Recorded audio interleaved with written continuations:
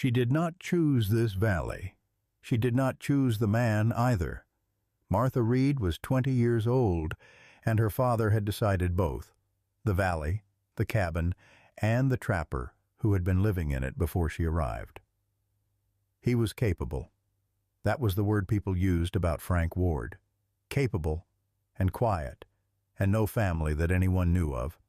The kind of man who showed up in a place and got quietly useful, and never explained where he had come from. Her father called the arrangement practical. Martha had other words for it.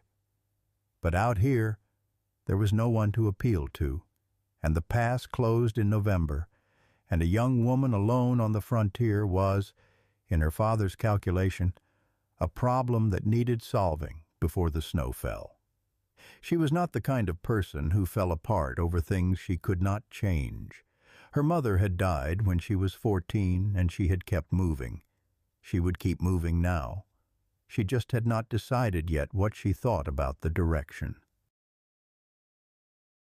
They had come through the pass in April, when the snow was still heavy on the high slopes, but the valley floor had opened enough to move through.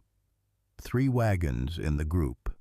The Reeds, a young couple named Martell with a child not yet walking, and an older man, Oscar Farr, who had read law in Ohio once and had no family left and said little about why. The settlement had been there to meet them, small and plain and standing, 8 cabins, a 9th being finished, the river running fast with snowmelt along the eastern edge of the clearing. The people who had wintered there came out to look at the new arrivals, the way people look at anything that changes the count. Calculating, not unfriendly. Her father had the land staked and the cabin framed inside of 3 weeks.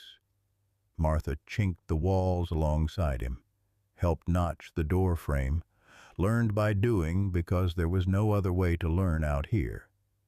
She did not mind the work. The work was the one thing since April that felt like it belonged to her. Gardens went in along the south-facing ground, potatoes, beans, turnips, the Whitaker woman's careful rows of cabbage, and the settlement moved through the warm months with the specific industry of people who knew what was coming and were not going to be caught short by it. She found her place slowly, borrowed a pot from Hannah Whitaker one morning, and returned it with bread inside. The Martell baby learned to walk and fell in Martha's doorway, and she picked him up before his mother reached him. And after that, she and Eliza Martell took their mending outside on warm evenings and talked about everything except the things that mattered, which was its own kind of comfort. Frank Ward she saw at a distance. He came to the communal work when it was needed and left when it was done. He moved through the settlement like a man who had made a quiet agreement with the edges of things. She noted him the way you note weather on the horizon, not yet close enough to know what it was going to do. Her father told her on a Tuesday evening in late August. They were eating supper. Outside, the light was going gold across the valley, and inside the cabin was warm and ordinary, and then he set down his fork, and it stopped being ordinary. He looked across the table at her. "Frank Ward has agreed to take you as his wife. I'd like it settled before the first snow." Martha kept her eyes on her plate. One breath. Then she set her own fork down. "You spoke to him before you spoke to me." He picked his fork back up. "I did." The fire settled in the stove, a long moment of the kind of quiet that has weight in it. "He's capable," her father said. "He knows this country. He'll keep you safe through whatever winter brings." She looked up at him. "You don't know he's a good man. You know he's a useful one." Walter Reed had the grace not to argue that point. He looked at the table instead. "I'm getting older," he said, "and this country does not wait for a man to admit it." Outside, one of the Whitaker children was being called in for the night. She went to the river after supper and stood there until the cold came off the water, and the last light left the mountains. There was no one to appeal to out here. She could refuse and grow old in her father's cabin at the edge of someone else's life. She could leave, which meant the pass alone, which meant nothing good. Or she could move into a stranger's cabin and keep her eyes open and see what kind of man he actually was. She came back inside when she could no longer feel her hands. Her father was asleep in his chair. She stood and looked at him. The gray in his hair, the lines in his face, the way a man who had lost a great deal could still believe he was doing right by what remained. She did not forgive him that night, but she understood him, which was enough to get through to morning. In the morning she told her father she would go, not because she trusted Frank Ward, because winter was coming and she would rather walk into the unknown with her eyes open than be carried there pretending it was mercy. The following evening there was a communal fire. Martha came because not coming would have said something she was not ready to say. Frank Ward was there. Far side of the fire, eating alone. When the light shifted, she could see his face clearly, not harsh, not soft, just settled. The way a man looks who has made his peace with his own company. He looked up once and found her looking. She looked away first. He did not look again, and she was not sure yet whether that was a relief or something else entirely. She moved her things on a Friday morning. One trunk, a wool blanket her mother had made, a small tin box she kept for no good reason. Her father carried the trunk across the clearing and set it inside the door and stood with his hat in his hands and then left without either of them finding the words for it. The cabin was small and clean. A rifle on the wall. Traps hung near the door. A table, one chair, an iron stove working steadily in the corner. A plank partition cut off the narrow sleeping room from the main cabin, the kind of order that belongs to a man who has only himself to maintain and has decided to maintain himself well. Frank Ward stood near the stove.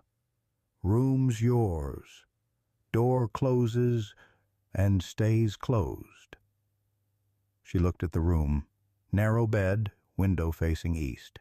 She looked back at him, at the single chair. "Where do you sleep?" He nodded toward the wall beside the stove where a bedroll was already laid out on the floor. Folded neat, out of the way, taking up as little space as a man could manage. She started to say something. He looked at her then, direct, unhurried.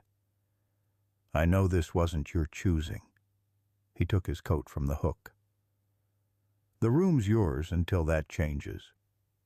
He went outside and the door swung shut, and the cabin was quiet. She sat on the edge of the bed and looked at her hands. She had prepared herself for a husband who would be difficult in the ordinary ways men were difficult. She had not prepared herself for this, for a man who gave her the room and took the floor and made nothing of it whatsoever. It was, she thought, considerably harder to be angry at. He left before she was awake every morning. She came out to find the stove going, coffee made, the cabin empty. Not made for her, just made, and there was enough for two. She started keeping the cabin, not for him, for herself.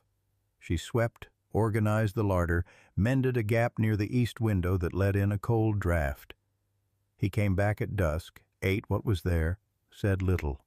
Not rude, contained. Hannah Whitaker stopped by on a Thursday with a jar of preserves and the bright, inquiring energy of a woman who had been wondering about this cabin for some time. She stayed longer than the preserves required. On her way out, she squeezed Martha's hand. "How are you getting on with him?" Martha looked at her evenly. "Fine." Hannah smiled in a way that suggested she found that answer interesting, and went back across the clearing. The valley had accepted the arrangement without much comment. Winter made its own rules out here, and Hannah Whitaker had seen the bedroll on the main room floor with her own eyes and had apparently decided that was all she needed to know. One evening he came in and set something small on the table without ceremony, a wooden toggle for her bedroom latch that had been catching all week. He had noticed. He had fixed it. He said nothing about it and went to the stove. She picked it up and turned it over in her hand. "Thank you." He looked at her once, brief, even, and turned back to the stove. She fit the toggle to the latch and it turned clean. That night she left a plate covered on the stove for when he came in late. In the morning it was empty and washed and back in its place, and neither of them mentioned it. He told her the night before he was going into the high country, elk sign on the north slope. 3 days, maybe 4. Enough wood stacked to last a week. She nodded, and he went to his bedroll, and that was the whole of the conversation. Her father came by the second afternoon, and she put coffee on, and they sat together. He looked around the cabin. "You settling in all right?" She wrapped both hands around her cup. "Ask me in spring." He nodded slowly, the way he nodded when he knew better than to push. He talked about the smokehouse instead, and she was glad for his voice, even if she would not have said so. The third night the temperature dropped and she woke to wind off the mountains moving through the pines with a low and steady pressure. She lay in the dark and thought about the high country, whether he had found what he went for. She had not expected to think about him. She noted that and went back to sleep. He came back on the 4th day, late morning. She heard the mule before she saw him. He knocked once, at his own door, and when she opened it, he was standing on the step with his hands full, the back strap, the tenderloin, the liver wrapped in cloth. "Best pieces." He held them out. "Salt them today and they'll keep." She took them. Their hands did not touch. He went back to the mule, and she stood at the table and looked at what he had put in front of her. The best of what 4 days in the high country had produced, set aside before anything else. Then she built the fire up under the pot. The smell that came off it an hour later went out through the walls and into the cold afternoon. When Frank Ward came in, he stopped just inside the door, the way a person stops when something reaches them before they are ready for it. She put a bowl in front of him and sat across the table, and they ate together for the first time. And outside the valley was quiet and gold and going slowly toward dark. October came in cold and clear, the kind of weather that felt like a gift you knew would be taken back. Martha worked alongside the other women most mornings, salting and packing in Hannah Whitaker's cabin, the smell of wood smoke and brine sitting heavy in the air. Hannah glanced up one morning with the expression of a woman who has been holding something back long enough. "Ward isn't what I expected." She turned back to her work. "Most men that quiet are empty. He isn't." Martha kept her hands moving, said nothing. But she thought about the toggle on the latch, the wood stacked to last a week, the best pieces set aside before anything else. She pressed the thought down and kept working. He came back from a 2-day trap run, and she had soup on the stove without having decided to make it. He came through the door, and she put a bowl on the table, and he sat down and picked up his spoon. He looked at the bowl, then at her. "You didn't have to do that." She sat down across from him. "I made enough for 2. Don't read into it." The corner of his mouth moved, just barely. She watched that almost expression for a moment before looking away. It was the first time she had seen anything close to a smile on him. It was, she thought, a significant piece of information. She found one of his shirts near the partition with a long tear along the shoulder seam. She brought it inside and mended it by the window without thinking about it much, the way you do a thing that simply presents itself as needing doing. She left it folded on the chair. He picked it up that evening and looked at it, and then looked at her at the stove. Martha. It was the first time he had used her name. She kept her eyes on the pot. It was just sitting there, she said. He came to the stove and stood beside her and looked at what was in the pot. Smells right, he said. She handed him the spoon. Tell me if it needs salt. He tasted it seriously, the way he did most things. It's good. He handed the spoon back. It doesn't need anything. Outside, the wind was coming down off the mountain, and the last of the light was going, and the cabin was warm. The first frost came on a Monday, and everyone knew what it meant. Martha worked until her hands were raw. On the third evening, Frank came in late and sat down heavily, and she put food in front of him without being asked. She sat across from him. My father's roof has a gap on the north side. I noticed it yesterday. He looked up. Then he pushed back from the table, took his coat off the hook, and went out into the dark.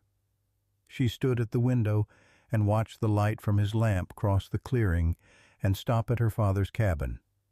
20 minutes, maybe more. Then it crossed back. He came inside and went to the stove to warm his hands. It's patched, he said. Enough to hold through winter. She looked at his back. At a man who had worked 14 hours and then gone back out in the cold for someone else's roof without being asked twice. She went to bed and lay in the dark and listened to him settle on the other side of the partition and thought about what Hannah had said. Most men that quiet are empty. She was becoming increasingly certain that the opposite was true. November came, and the pass closed, and the valley turned inward. Her father came by on a Sunday and sat with them both at the table for the first time. He and Frank talked about the upper creek, the elk, the winter so far. Martha sat and listened and watched her father look at Frank the way a man looks at something he chose, and is quietly relieved, turned out to be what he thought it was. On his way out, her father stopped in the doorway and looked back at her. You look well, he said, like it surprised him slightly.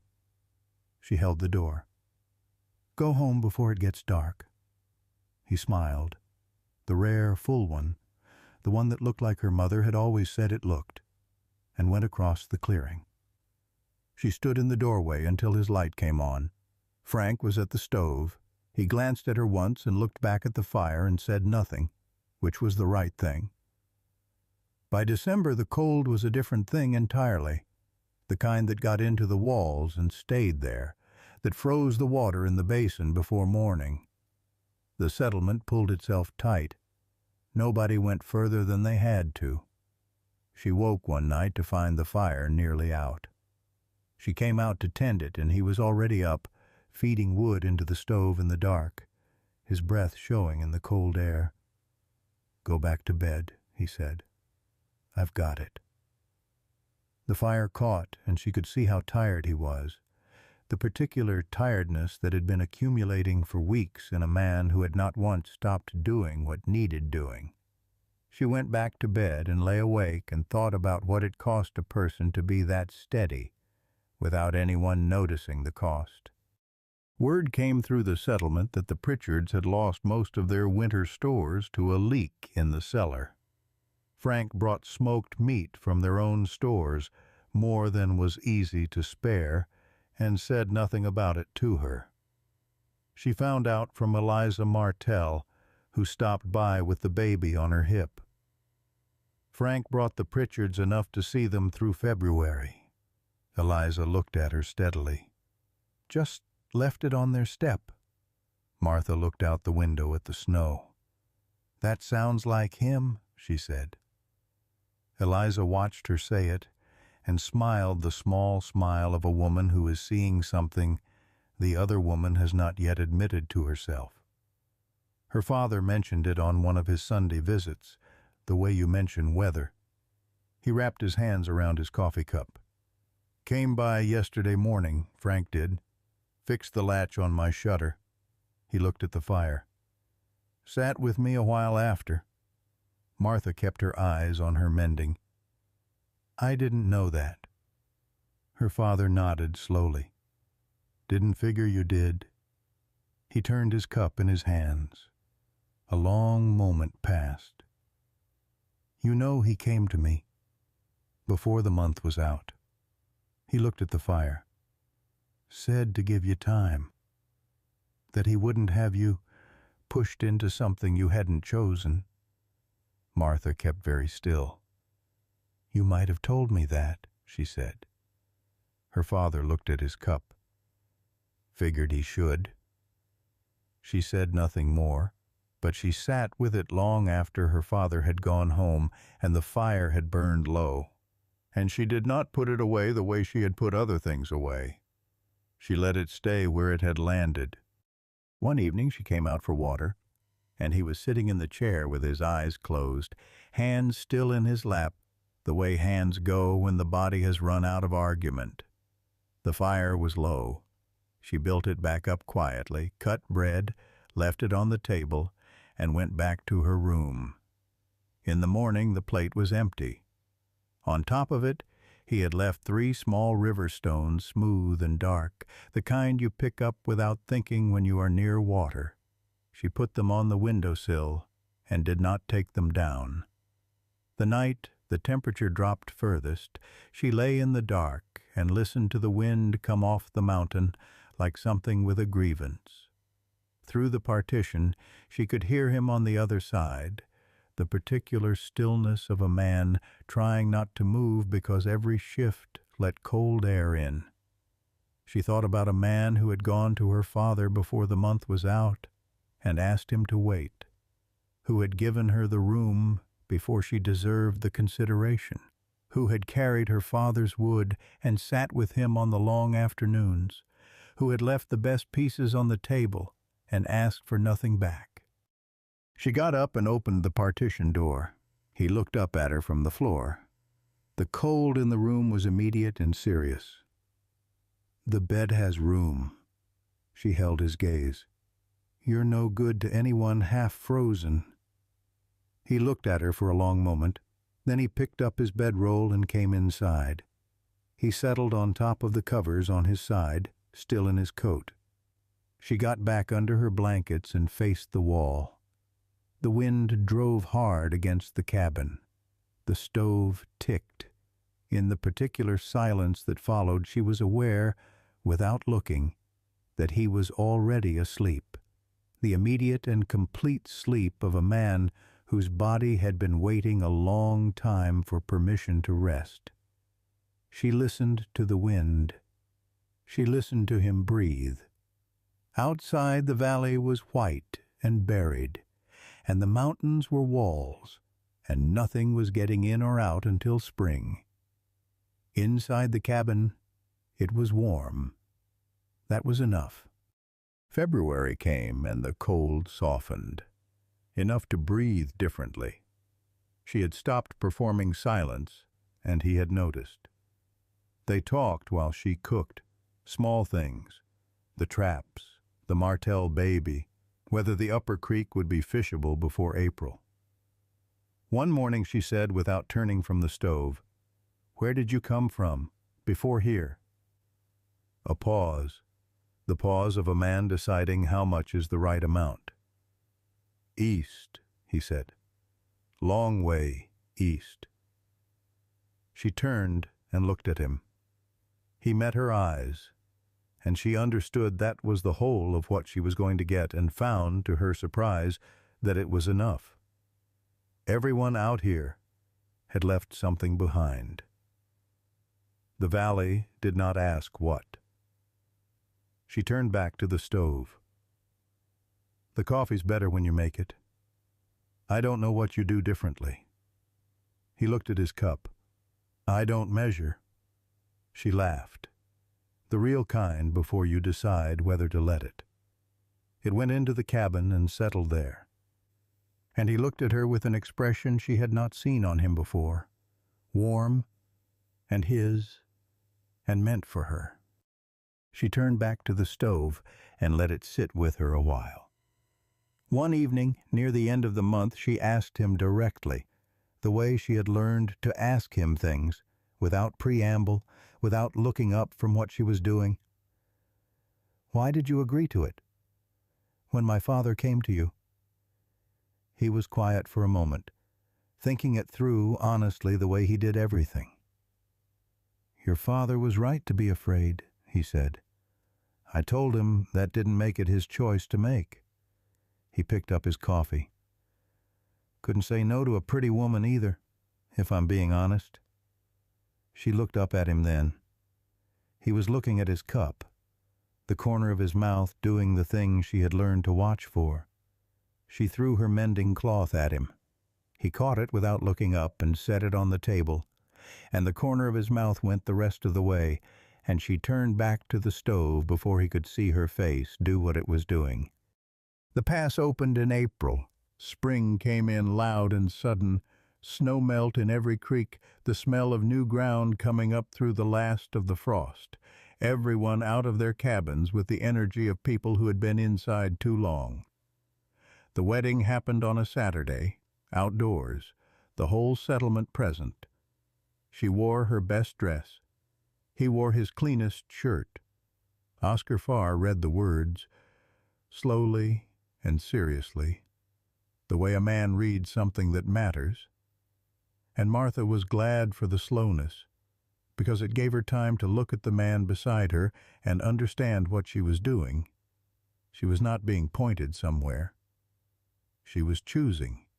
She said yes without hesitation, not as surrender, as decision. He said yes like a man who had been sure for longer than he had let on. Her father stood at the edge of the crowd with his hat in his hands. He did not cry, just stood there with the expression of a man who had done a hard thing badly and was grateful it had not cost her what he meant to protect. She squeezed his arm on the walk back. He put his hand over hers and kept it there, and that said everything that needed saying. By the deep end of the following winter, when February had sealed the valley in white again, a child had come into the cabin and changed the count. She sat by the hearth with the baby against her chest, one hand spread across its back the way you hold something you are still getting used to being trusted with. The fire shifted and the light moved across the room, and the baby slept with the complete indifference to the world that only the very new can manage. Frank sat beside her, close enough that their shoulders touched. He was looking at the fire the way he looked at most things, steady, unhurried, present in the way she had learned to read as its own kind of language. Outside, the wind moved through the pines at the edge of the clearing. Somewhere across the settlement a door opened and fell shut. The river ran cold under its ice and would run loud again come April, and the pass would open and the valley would change its count again, the way it always did. She looked down at the child, felt the small weight of it, the specific warmth. Frank's hand came to rest beside hers on the baby's back, not over it, beside it. The way a man moves when he is not asking for anything, just placing himself where he wants to be. She did not move away. The fire burned. The snow came down outside, quiet and steady, the way it always did. The valley went on.